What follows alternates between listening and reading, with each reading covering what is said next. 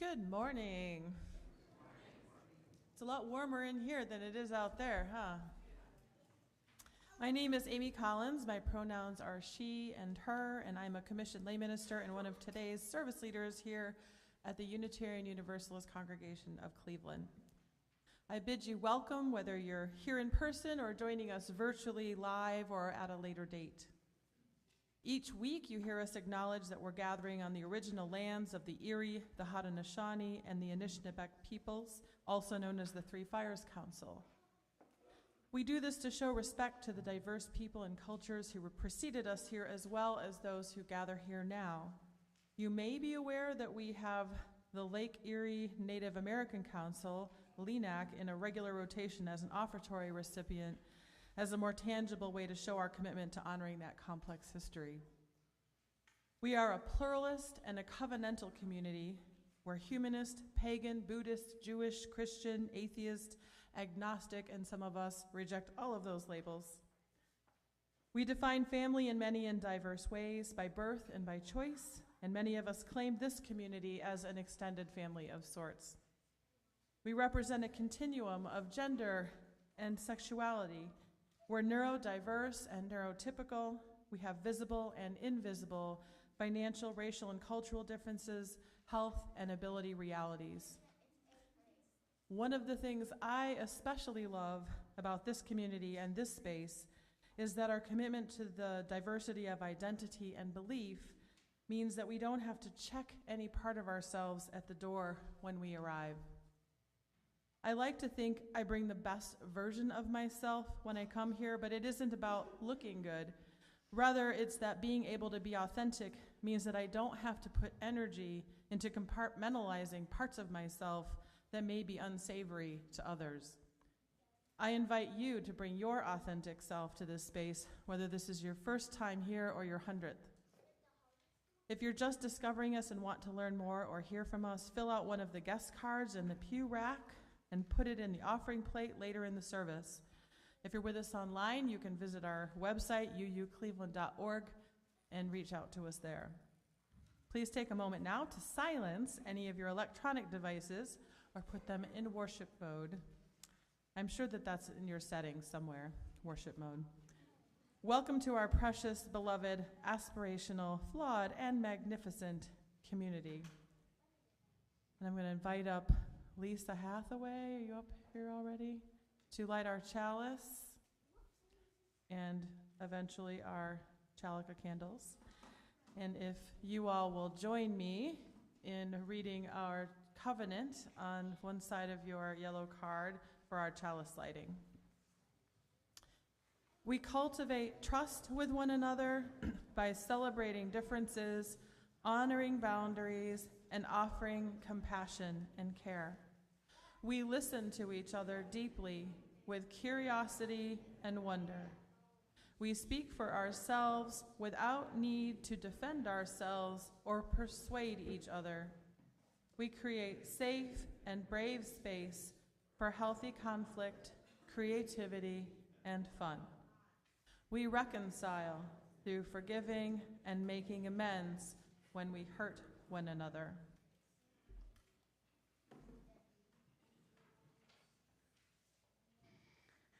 This morning's call to worship comes from Soraya, Chemaly.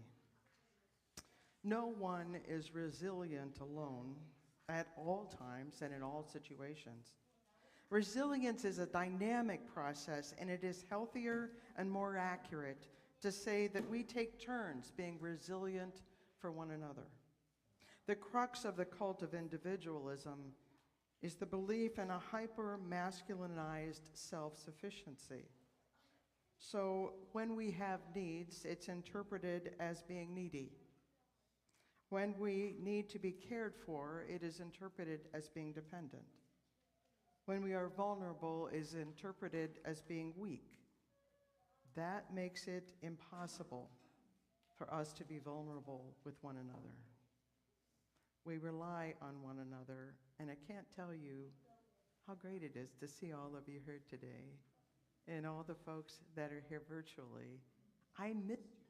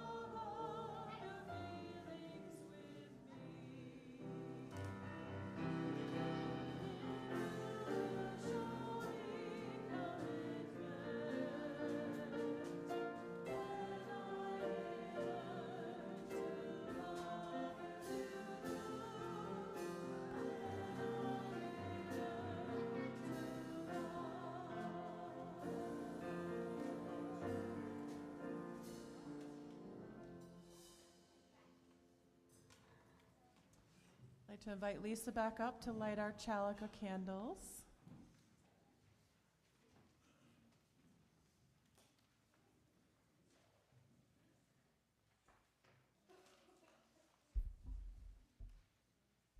Good morning. My name is Jenny Papp, and I'm the Director of Lifespan Faith Development for this congregation.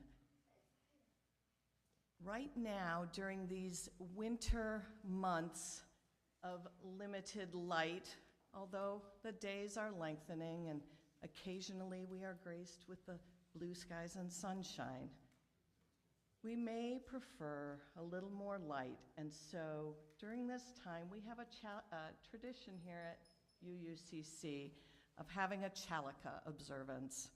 We light candles each week to recognize the light that our values shine on us and on the world. So we encourage you to spend a little time with this spiritual practice in your home as well. We have candles you can take home. There's resources every week about a different value every week over there on the side, or you can check them out on the website. And Lisa is going to light our Chalice candles this week. First, we light the pink candle in the center. That candle is for liberating love, the value in which all is the center of all of the other values that we hold.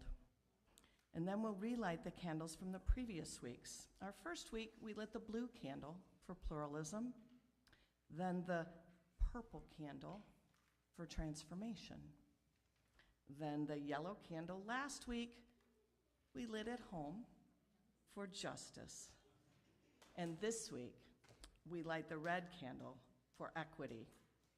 When we lift up that shared value this week, in that value we declare that every person is inherently worthy and has the right to flourish with dignity and compassion.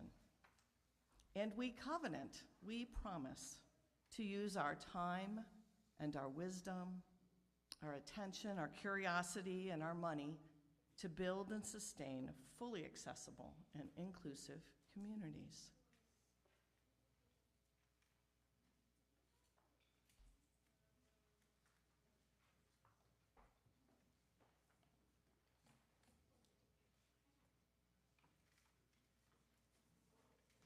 We come now to that time, that deepening of community when we share those things that are on our hearts, when we share our illnesses and our health, when we share our concerns and those things that bring us joy. And in that, we strengthen one another as we are all together. There are several concerns and joys to be mentioned this morning. Healing and strength to Judy Holder's friend in Vermont, who's going through a wrenching marital separation. Healing and thoughts for Carol Gibson, who had hip surgery and is home now recovering. And for our pagan friends, happy Imbolc, of course.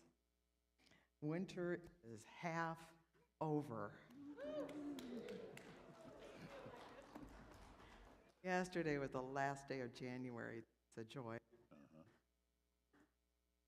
Some folks have already put pebbles in memory or in concern or joy for those things that have occurred in our lives. And I invite you now to come to put in your own pebbles.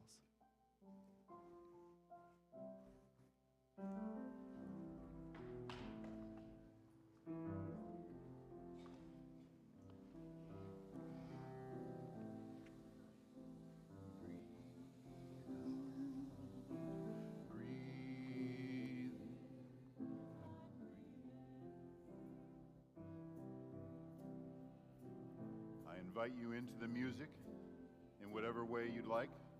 Maybe it's just breathing. Maybe it's singing. Maybe it's moving your body. Breathe in. Breathe. Maybe it's a little bit of all of those things. Breathe in. I breathe in, I'll breathe in peace. When I breathe out, I'll breathe out love. When I breathe in, I'll breathe in peace. When I breathe out, I'll breathe out love. When I breathe in, then I breathe out. When I breathe in, I'll breathe in peace. When I breathe out, I'll breathe out love. Breathe in, breathe out. Breathe in, breathe out.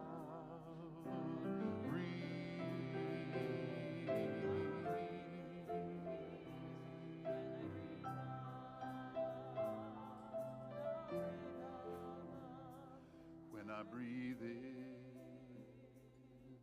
I'll breathe in peace. When I breathe out, I'll breathe out love. When I breathe in, I'll breathe in peace. When I breathe out, I'll breathe out love.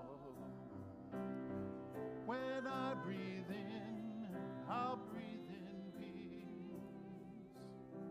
When I breathe out, I'll breathe out love.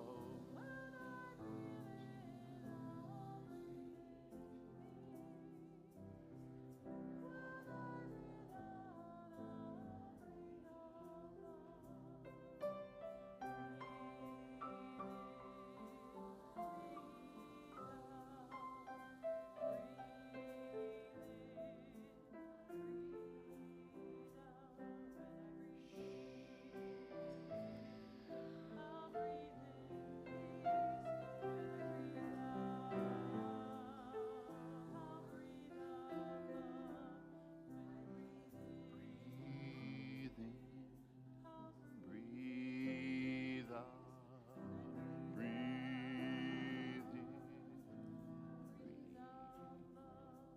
When I breathe in, I'll breathe in peace. When I breathe out, I'll breathe out love. When I breathe in,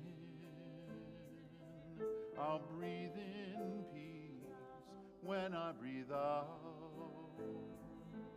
I'll breathe out love. When I breathe in, I'll breathe in peace. When I breathe out, I will breathe out love. When I breathe in, I'll breathe in peace. When I breathe out, I'll breathe out love. When I breathe in, I'll breathe in peace. When I breathe out, I'll breathe out love.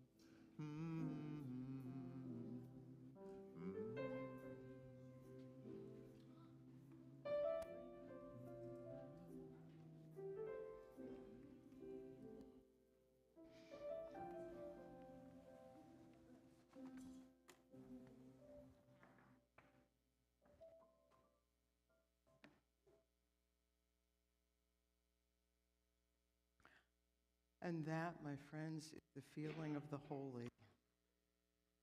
As we sing, as we breathe together, as we enter into awareness of that which is larger than any of us alone. And it is in that we hold these joys and these concerns as a community together. Blessed be.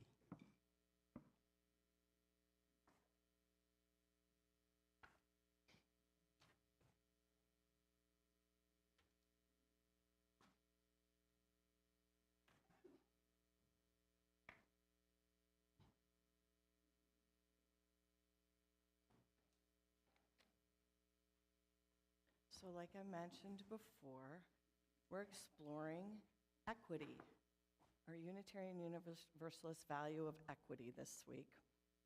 And in that, we affirm that all people have inherent worth, all people are due dignity, and they deserve what they need to grow and flourish with love and compassion. So to help us understand that today, I brought these.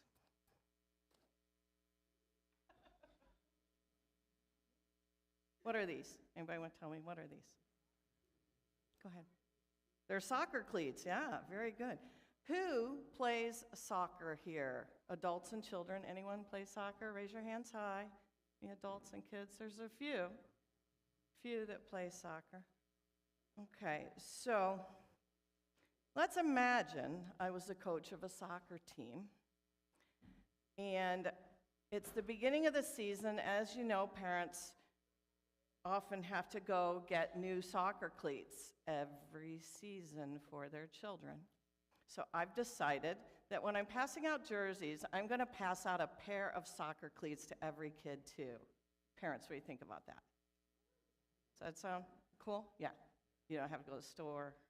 You don't have to buy another pair. These are pretty nice. They've seen a few fields, but not much. But, so we're going to pass out. I'm going to pass these out.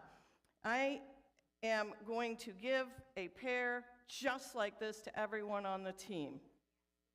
Nina, can you help me out? Okay, come on up here. So you're on my team, and I'm going to give these to you, okay? We'll put them on right here. Can you try them on? Okay, you try them on. Take your time. So that would be fair. That would be equal. I would give everyone on the team a pair of shoes just like that. Okay? Right? How's that go? Goes good? You ready to play? We could switch feet, but other than that, are you ready to play? Thank you for helping. You stay right here. Okay. So you ready to go? You ready to lace them up and run down the field? Yeah? Well, no, you don't have to. I'm just asking. So do those fit you well? Oh, no, they don't. They're too big. But I'm your coach, and I just gave everyone. Is that a problem for your team? Is everybody going to wear that? But I was being fair. That was equality, don't you think? It was equal, right? Yeah, that's true. That was fair. Totally, totally true. What do people need if they're going to play soccer?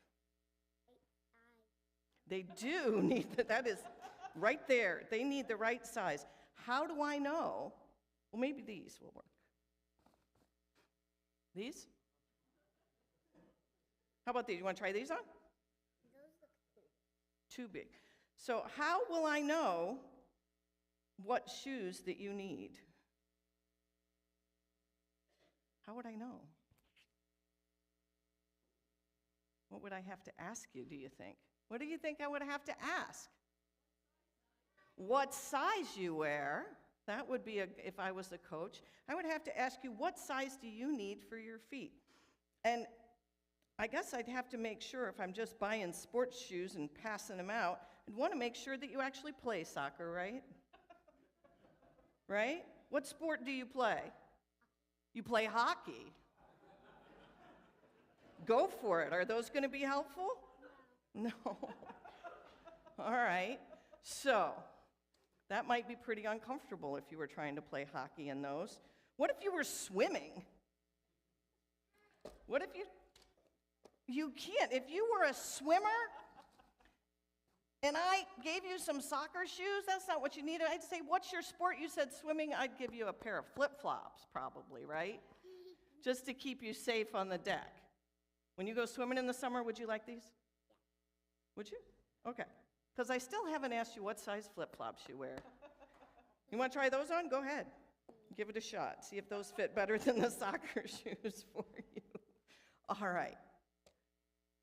So imagine trying to run around in these things, right? There you go. Imagine that, trying to do that. So that's the difference between equity and equality. So it was equal if I gave everybody on the soccer team the same shoes. But equity says that I ask. I'm curious. I say, what do you need? Or I even say, what do you need for your sport? You say, I need some skates, man, right? I need skates, not soccer shoes. That's a curiosity. And then in equity, we give everyone what they need to be the best athlete they can be, to be the best person they can be. But we have to remember to be curious, right? All right, well, thank you. You've picked the right shoes today for being outside because you got some boots. Why don't you take your boots back with you? Thank you for your help. I bow to you for your assistance. Thank you very much. So, we have to pay attention. Everyone has inherent worth. It's important that we pay attention to what they need, that we ask what they need, and then we help provide that as much as possible, the resources that they need to be their best selves. Let's be a community. May we be a community that does that with all of the people within and without. Engage our curiosity, use our resources in the way that encourages everyone to flourish. Thank you for your time, and thank you, Nina.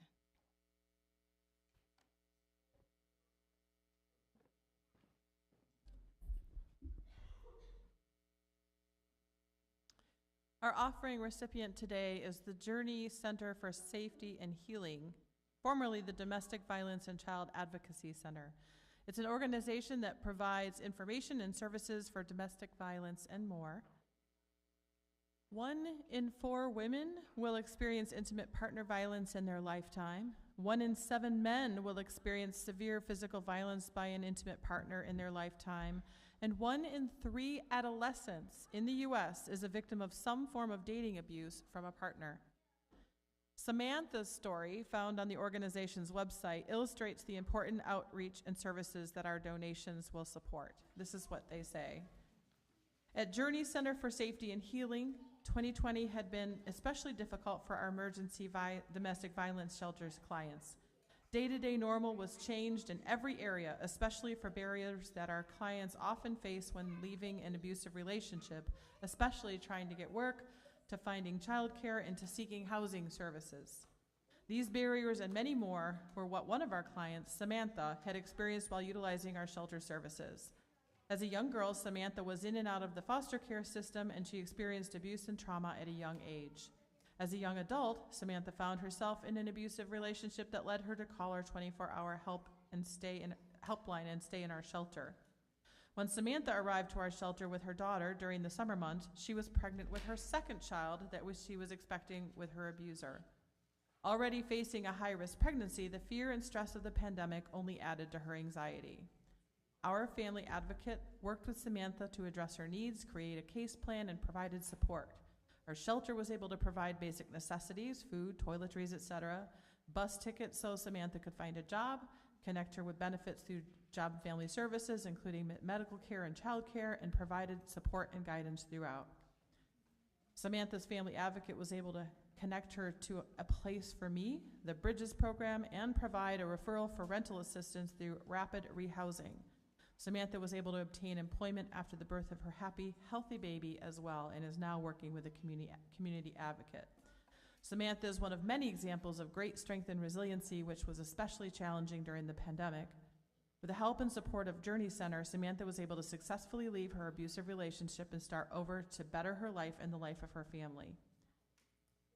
You may contribute electronically, direct Zelle contributions to donate at uucleveland.org, direct Cash App contributions to $UUCC 44122, and indicate on the memo for line of your contribution is for today's plate, your annual pledge, or something else. Please support generously within your means.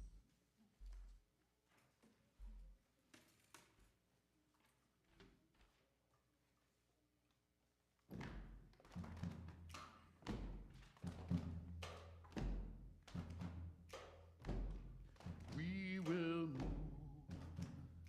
forward into the light. No darkness can hold us down. One great procession marching out of the night.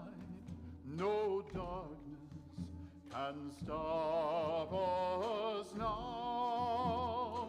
We are glory morning bound.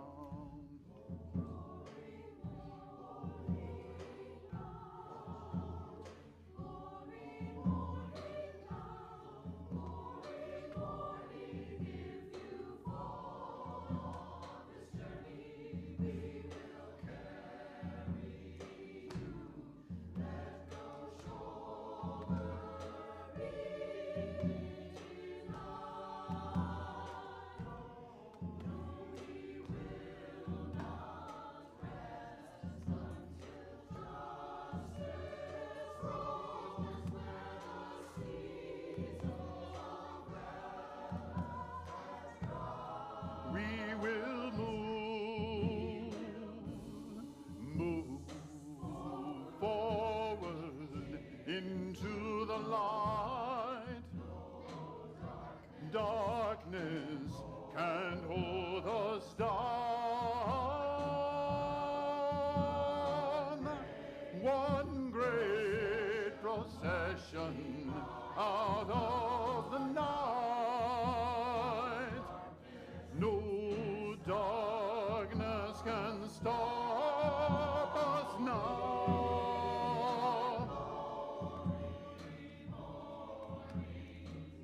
Glory morning bound. Glory morning bound.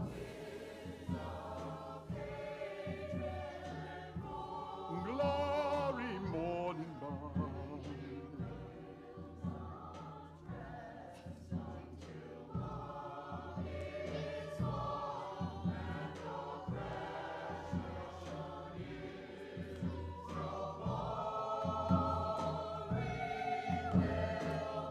It will be glorious. It will be glorious when we reach that morning. Darkness cannot stop love. Darkness cannot stop light. Don't be afraid, we will not rest. We are glory morning bound. Glory morning bound. Glory, glory morning bound.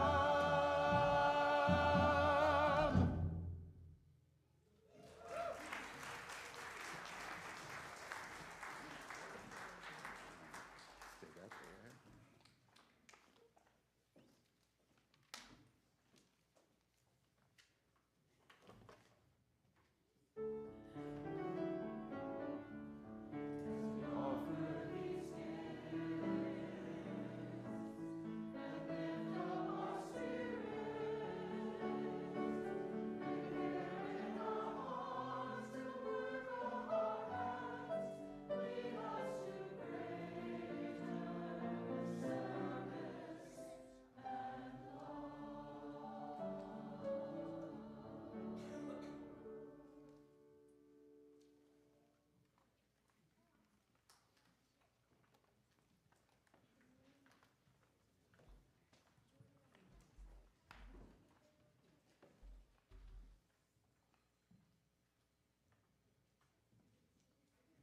A meditation is Breathe by Lynn Unger. Breathe, said the wind. How can I breathe at a time like this when the air is full of the smoke of burning tires, burning lives? Just breathe, the wind insisted. Easy for you to say if the weight of injustice is not wrapped around your throat, cutting off all air. I need you to breathe. I need you to breathe. Don't tell me to calm when there are so many reasons to be angry, so much cause for despair. I didn't say to be calm, said the wind. I said to breathe. We're going to need a lot of air to make this hurricane together.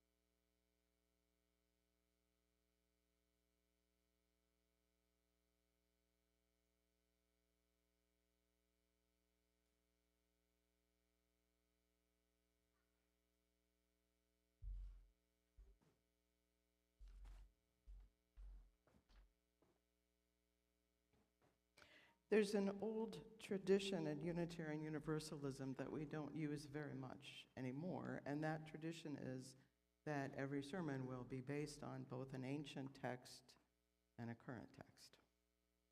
So I took that as permission to share one of my favorite stories from the Hebrew Bible about a very prominent prophet named Elijah. So let me set the scene. In this action, there is a drought.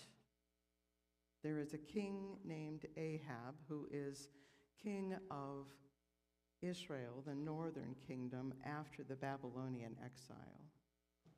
There is Queen Jezebel, who married the king to solidify some political statements. You may have heard of Jezebel before. Erase everything about that except for this story.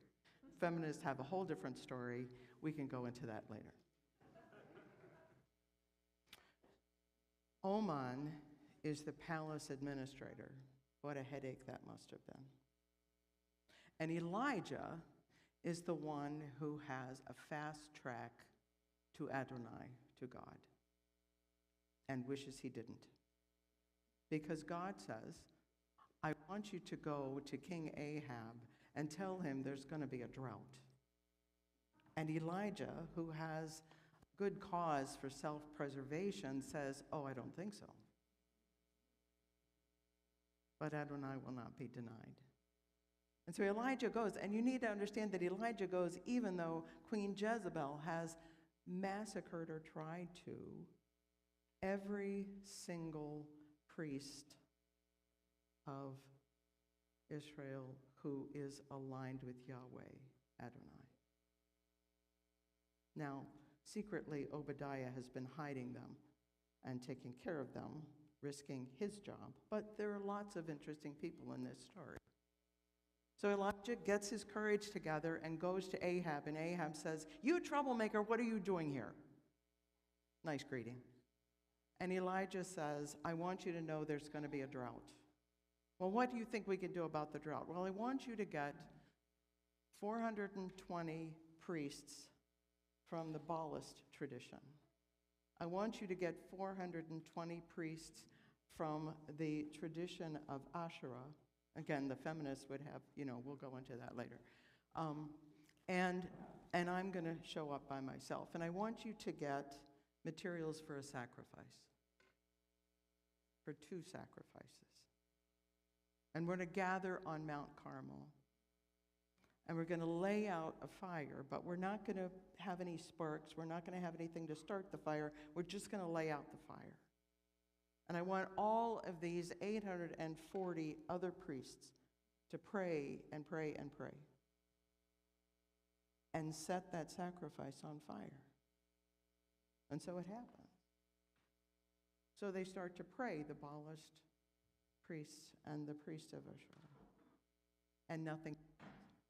It comes noon, nothing has happened yet. Well, Elijah's kind of feeling his oats by that point, and he says, come on, yell, make it louder, make more noise. It still doesn't happen. Nothing happened. Finally, they give up. Elijah says, okay, we're going to clear that out. We're going to bring in more wood. I'm going to bring in 12 stones, each to represent each of the tribes of Israel. And then I'm going to ask people to bring in 12 gallons of water to pour on that place. There is water running all over that fire pit. And then Elijah starts to pray. And the fire, you could see this coming, and the fire comes down. And the sacrifice is burned.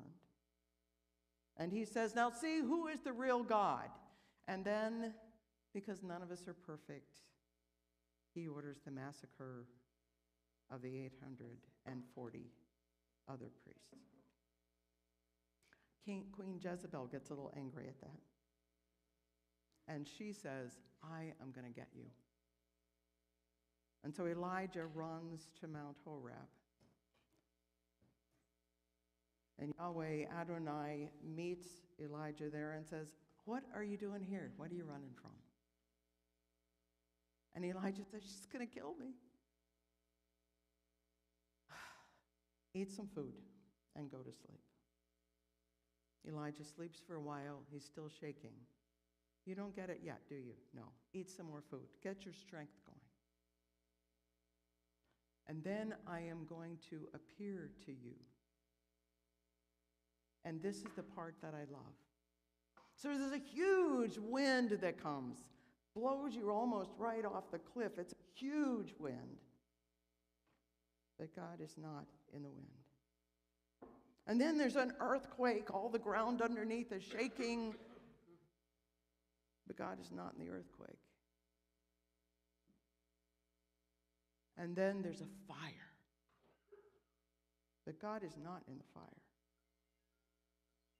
And then there is this still, small breath. God is in the breath. Breath is core to all the world's religions. It's core to the chi of Taoism. It's core of the ruah of Judaism. It's core to the pneuma of the Greek religions. It is core to ruh of the Islamic tradition. It's breath. So I thought about that for a bit. Mark Nemo, who's a Buddhist teacher, I'm sure you know, says, do you know that we breathe 23,000 breaths a day? We don't try to do it, it just happens. And we all know what happens when we don't do that, right? We die. Breath. It's so important.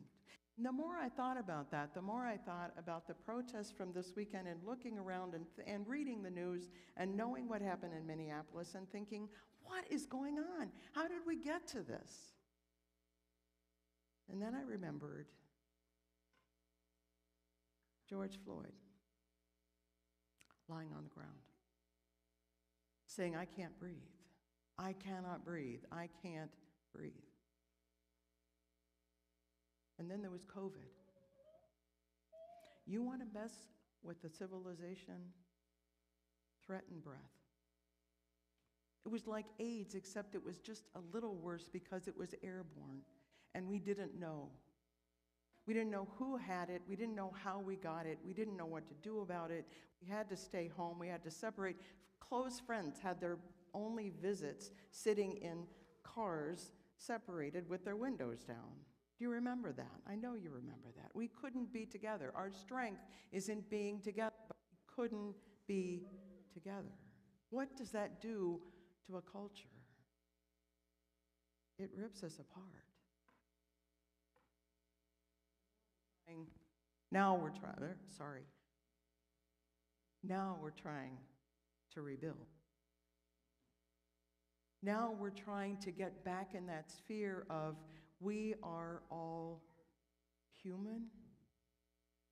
We are all not the same. We're diverse. It's the curiosity that Jenny was talking about. That equity of we're not the same, but we all have needs. And we need to be open. We can't meet those needs if we are not open. But we're also scared. And how do we do with the fear? Elijah is the example of that centered being who says, oh boy, I don't want to do this. Oh, you can't believe how much I don't want to do this. But okay, I'll do this. I will have the courage to go and set the ball moving, to change things, to change them very, very deeply. So we have had several wonderful sermons about resistance. Pam Shank talked about what happens when all the red ants come together. Togetherness, doing it together. That's important. And Mark Weber talked about what is it when Camus and Sartre don't agree. It's something about that side of the room. We don't agree. And yet, we have the same needs. We have the same goals. Life for us, life for our children, a culture that understands equity, a culture that understands what it takes to be alive. I don't know whether you ever read Liz Bucar, B-U-C-A-R, she's a religion professor at Northeastern in Boston. She's a spiritual but not religious person. That's pretty good for a religion professor, don't you think? She's full of curiosity. She set up a post which was titled, I do all these things, but I'm afraid to call my mother. Political differences. She knows her mother reads her podcast. So her mother called her. And they had a conversation. And her mother said, I don't agree with everything you're saying, but you're assuming that you know what I believe. Your stepfather watched the videos of Renee Good, and he decided that she was wrong. So I went and I watched those videos, and I decided that he was wrong. And I'm not going to do what you do, and I'm not going to agree with everything you do, but please don't assume who I am. So when we breathe in, we get the courage to face diversity. When we breathe in, we recognize the unity that holds us all together. When we breathe in, it relaxes our muscles, it opens our brains, and it reminds us of one more thing, and that is that we're not the only ones in charge. We need that courage, core, heart. And we soften, and we quiet, and we ground as we center. And then we go forth together, and we do what we need to do. It's our turn. We're the ones with the relay race baton. And I got to tell you, it's going to change because we're in this together. Thank you for being you, for being here, for being part of this very beloved congregation.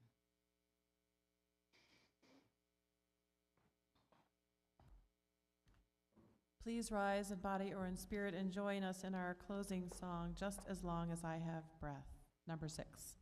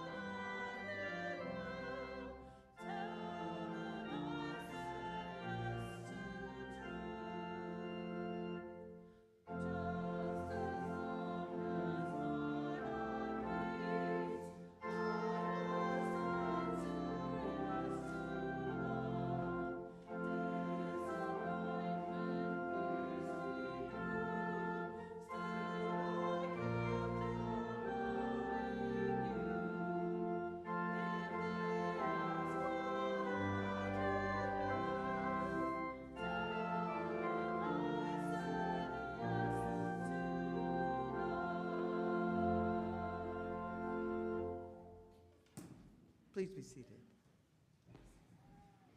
Yes, isn't that a beautiful word? Yes.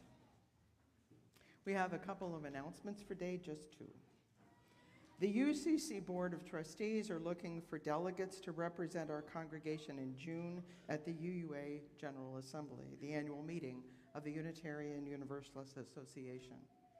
The business sessions run June 14 to 16 and are virtual, making it easier to participate.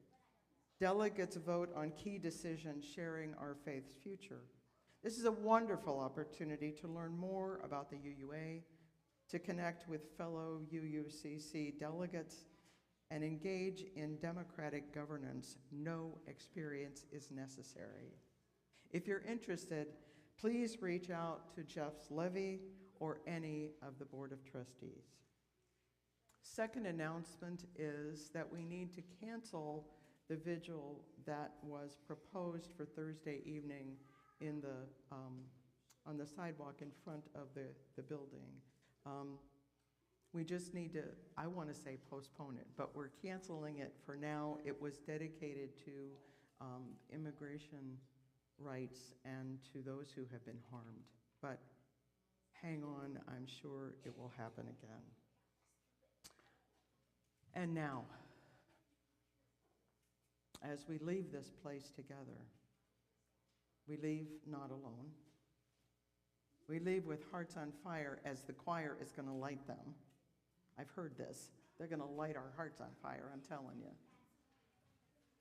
We leave this place blessed and dedicated and courageous and curious. Please join me in extinguishing our chalice with the words on the yellow card, extinguishing the chalice. We extinguish the flame, but not the light of truth, the warmth of community, or the fire of commitment. These we carry in our hearts until we are together again.